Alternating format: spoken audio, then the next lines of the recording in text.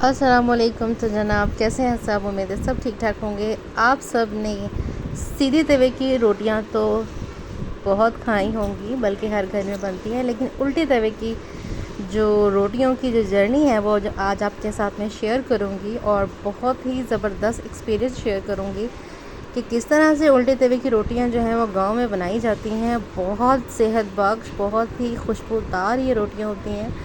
और जब आप इसको गांव में जब भी आपका गुज़र हो या आपका जाना हो, तो वहाँ पर आपको इस तरह की रोटियां बनकर मिलती हैं। कुछ तंदूर में बनती हैं और कुछ इस तरह से। तो इसका एक्सपीरियंस मुझे बहुत अच्छा लगा, बहुत मज़ा आया। सोचा आपके साथ इसकी जर्नी शेयर करूं।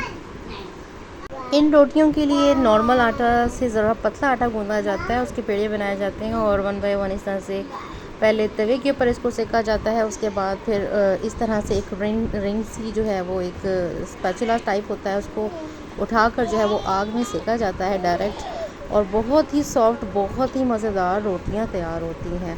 तो हमने जब इसको खाया तो बहुत मज़ा आया, तो सोचा आपके साथ इसका एक्सपीरियंस शेयर करूं, आपसे पूछूं।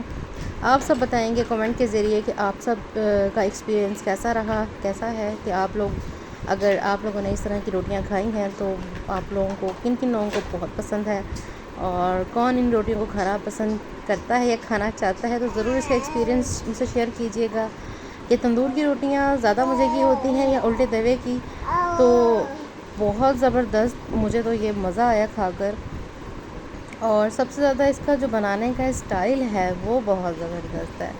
और यकीन करें, ये रोटियां एक वक्त में आप 6 से 7 रोटियां यूँ मिनटों में बन जाती हैं।